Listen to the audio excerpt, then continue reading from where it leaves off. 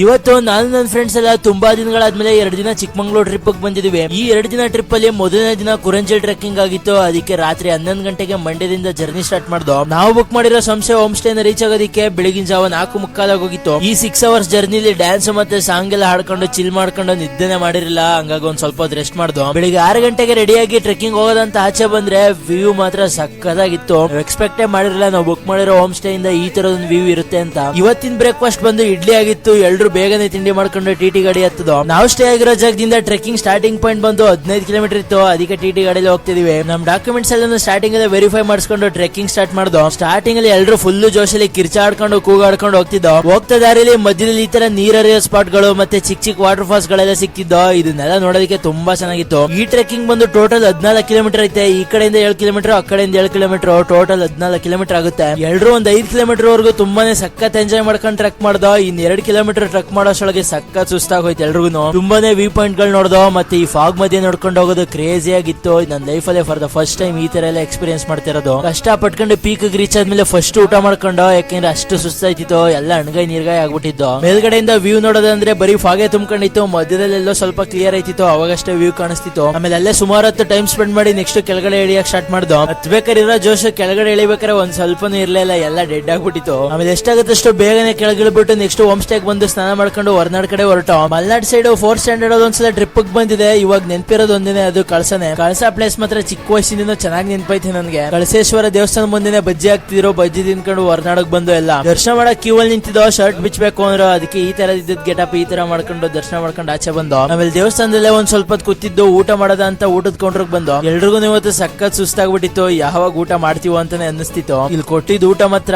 Next level ಇತ್ತು. ಎಲ್ರು ಊಟ ಮಾಡ್ಕೊಂಡು ನೆಕ್ಸ್ಟ್ ಟಿಟಿ ಕಡೆ ಬಂದು ನೆಕ್ಸ್ಟ್ ಹೊರನಾಡಿಂದ ಎಲ್ಲ ಹೋಮ್ ಸ್ಟೇ ಕಡೆ ಬಂದು ಎಲ್ರು ಮಲ್ಕೋತಾರೆ ಅಂತ ಅನ್ಕೊಂಡ್ರೆ 3 ಗಂಟೆ ಗಂಟನು ಹರಟೆ ಹೊಡ್ಕೊಂಡ್ ಕೂತಿದೀವಿ. ಇವತ್ ಮಾತ್ರ ಸಖತ್ ಎಂಜಾಯ್ ಮಾಡಿದೀವಿ. ಮತ್ತೆ ನಾಳೆ ಯಾವ್ಯಾವ ಪ್ಲೇಸ್ ವಿಸಿಟ್ ಮಾಡ್ದೋ ಮುಂದಿನ ವಿಡಿಯೋದಲ್ಲಿ ಹೇಳ್ತೀನಿ. ಅದಕ್ಕೆ ಫಾಲೋ ಮಾಡ್ಕೊಳ್ಳಿ ಅಂತ ಹೇಳ್ತಾ ಸಿಗೋಣ ಮುಂದಿನ ವಿಡಿಯೋದಿದೆ.